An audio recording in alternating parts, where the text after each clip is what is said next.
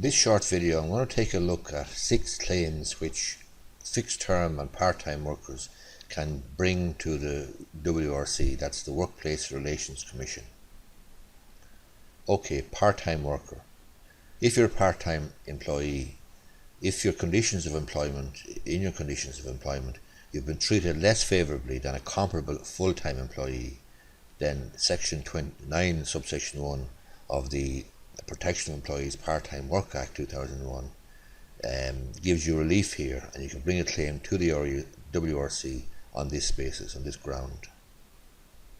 Fixed term worker. If you're a fixed term worker and a similar situation occurs, you've been treated less favourably than a comparable permanent employee, then you can bring a claim to the WRC.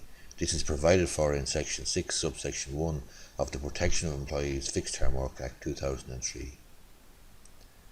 Also, fixed term workers have an opportunity to bring a claim if they have not been given a written statement setting out the objective grounds which the employer has for justifying the renewal of a fixed term contract rather than the granting of a contract of indefinite duration. So this occurs where there is successive fixed term contracts. The employer is obliged to give you a written statement stating why you are not going to get a CID and not be made permanent. You're going to get another fixed term contract. The employer is obliged to give you a written statement setting out the objective grounds for this decision. Section 8 of the Protection of Employees Fixed Term Work Act 2003 provides for this, so that will be the ground for the claim. Number 4 then, in relation to fixed term workers, has your employer contravened the legal provisions in relation to the number of successive fixed term contracts that can be issued to you? There's a limit on the number of contracts that can be issued to you. Section 9 of the Protection of Employees Fixed Term Work Act 2003 states that when a fixed term employee has completed 3 years of continuous employment with the employer, the contract may only be renewed on one further occasion and cannot exceed a term of 1 year. This basically means that if you have a minimum of 2 fixed term contracts and a minimum of 4 years service, then the next contract would be or should be a contract of indefinite duration, and this comes into being by operation of law. You should not be given another fixed term contract. However, there is a more favourable regime in place for school teachers who actually don't need the 4 years service. I think it's 3 years that is satisfactory or sufficient for them.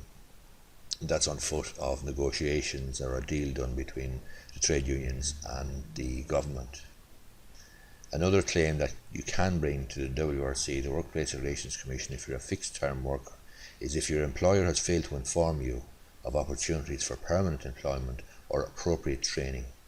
Section 10, subsection 1 of the Protection of Employees Fixed Term Work Act 2003 is the ground for this complaint. And finally, did your employer fail to provide to your representative information about fixed term work? You may not have a representative, you may be in a small employment situation, but if you're in a big situation or in a unionised situation where you have a trade union representative or a worker representative, then that representative should be advised about the fixed term work or the opportunities for fixed term workers in the workplace. My name is Gorry. I'm a solicitor in Enfield and County Meath. I hope you find this video useful. If you do, you might give us the thumbs up down below, or if you have a question or a comment, feel free to submit it in the box below on YouTube or on Facebook. Thanks for watching.